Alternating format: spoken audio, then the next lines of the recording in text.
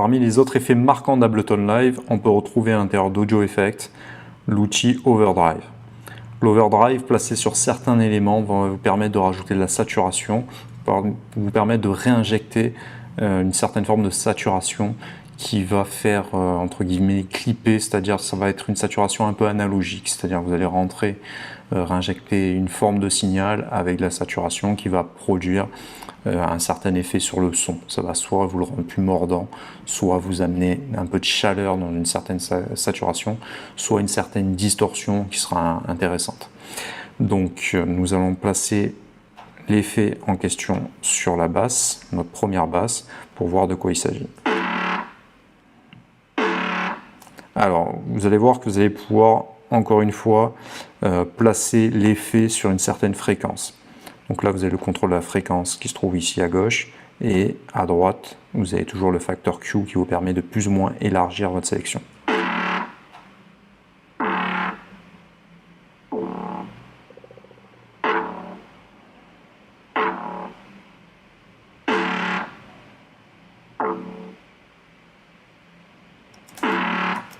Bien évidemment, encore une fois, il est possible de faire une automation. Vous pouvez faire des automations sur pratiquement tout à l'intérieur d'Ableton Live.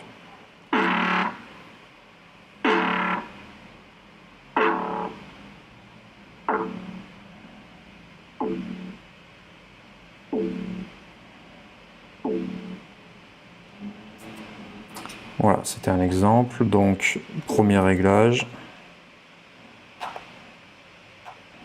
Ensuite, le potard de drive vous permet de réinjecter plus ou moins de saturation dans le signal. Voyons voir de quoi il s'agit.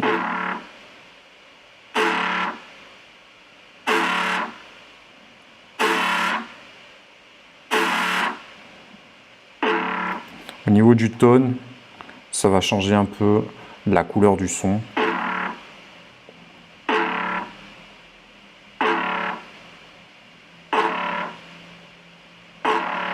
Voilà, ça va rajouter des harmoniques pour rendre le son un peu plus mat.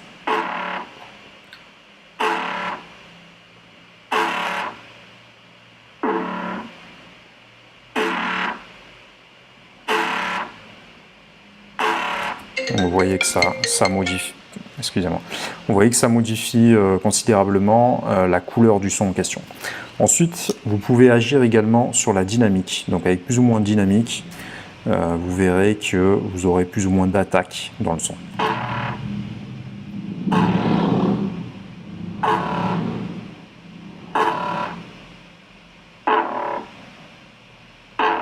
Donc voilà, un contrôle de la dynamique et ensuite un réglage dry-wet. Donc je répète, dry sec, wet effet mouillé, humide. Donc vous pouvez réinjecter plus ou moins de pourcentage de cet effet à l'intérieur de votre piste. Donc là vous avez un nouveau potard qui vous permet d'atténuer ou de gérer en pourcentage le pourcentage d'effet que vous souhaitez avoir. Donc à l'intérieur d'Overdrive, on va faire un petit essai également au niveau du pied, pour que vous puissiez voir sur un autre élément de quoi il s'agit. Paume L, commande L pour mettre une sélection en boucle.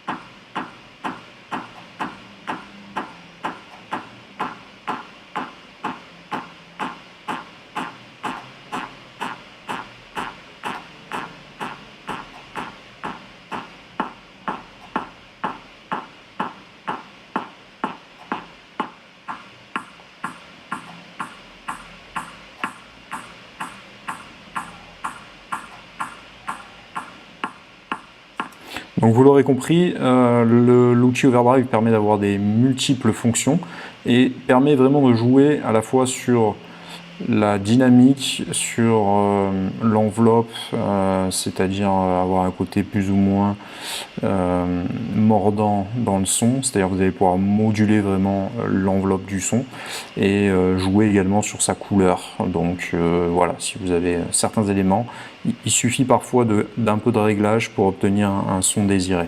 À force de maîtriser tous les outils d'Ableton Live, ça vous permettra d'avoir en tête vraiment, vous ne serez pas obligé de passer d'un sample à un sample à un sample. Lorsque vous avez maîtrisé les outils, vous saurez plus ou moins vous projeter par rapport à un élément, par rapport à la vision que vous en avez en tête. J'espère que mes explications sont claires. Donc on va passer cette fois sur la prod et voir si on peut faire interagir l'overdrive à certains endroits.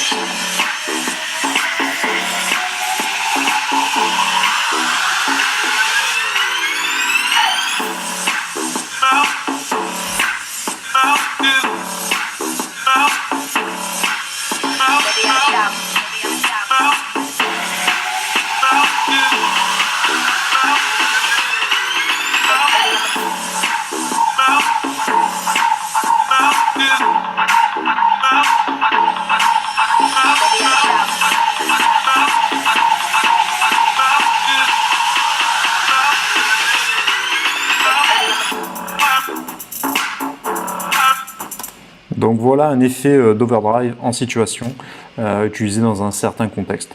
Donc n'oubliez pas cet outil qui peut vous permettre vraiment d'obtenir de très bons résultats au niveau de ce que j'appelle le sound design, c'est-à-dire la manière dont vous allez contrôler la couleur que vous voulez apporter à un élément. N'hésitez pas à me dire ce que vous pensez d'overdrive. Si c'est une surprise pour vous, si vous utilisez déjà Overdrive à l'intérieur de vos productions et me dire à l'intérieur des commentaires sur quel élément vous affectionnez ce genre d'effet. À bientôt.